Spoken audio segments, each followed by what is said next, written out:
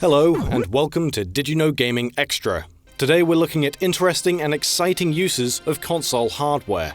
Pushing a console to its limits is something many game developers strive to do.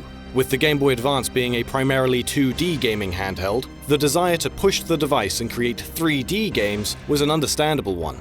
Raylight Games, an Italian studio, was one of the more prominent 3D developers for the GBA, and created their own 3D engine for the handheld with impressive results.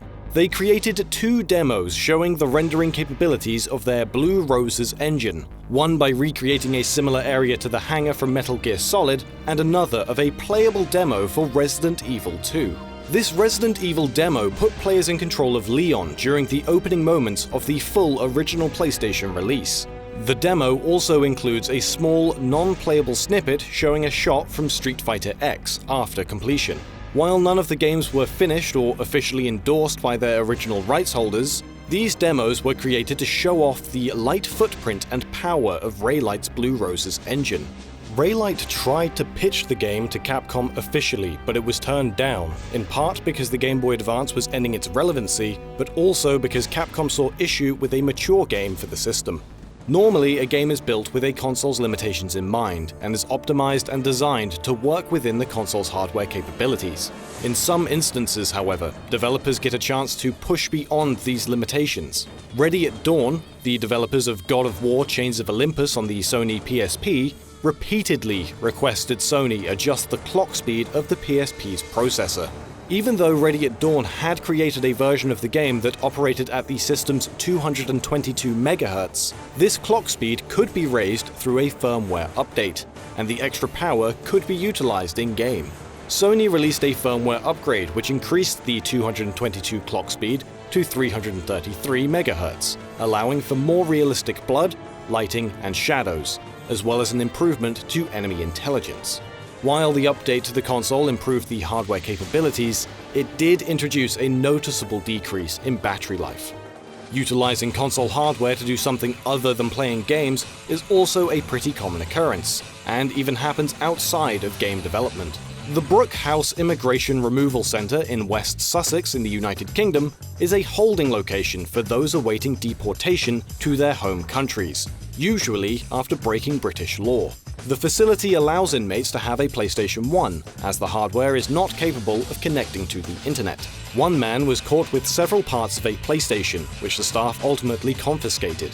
He had been using the internal motor of the PlayStation console, along with some of its casing, to create his own crude tattoo inking gun, a machine he had been using with other inmates. While it does seem a little outlandish, the act is apparently not uncommon, as a number of Nintendo 64 Rumble Pack motors have also been used for this exact same purpose.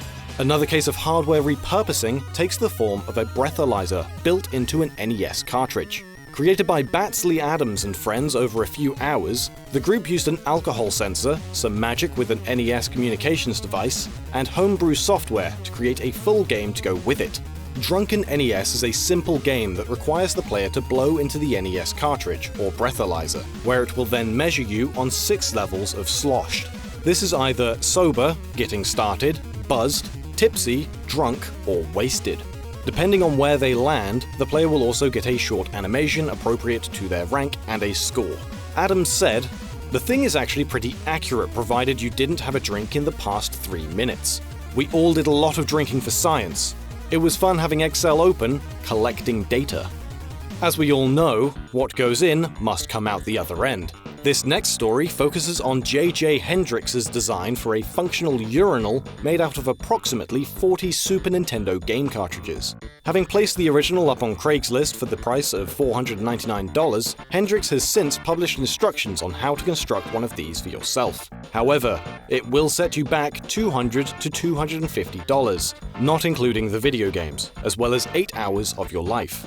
It's important to add here that upon painfully close inspection, the cartridges used were either already broken, LJN games, or Madden, hopefully. And now it's time for this episode's random piece of trivia. We're looking back to the movie tie-in game Attack of the Killer Tomatoes, released in 1991 on the NES. After the player loses their final life before the game over screen loads in, pressing down, left, A and B will cause a message to pop up that reads, "Rob loves Sandy." It's assumed this message was included by Rob Harris, a programmer who worked on the game. That's all for today, but we hope you enjoyed yourselves. If you want to catch more trivia, check out one of the 2 videos up on screen. Don't forget to give us a like, and if you haven't yet, why not subscribe to see all of our videos as they go live.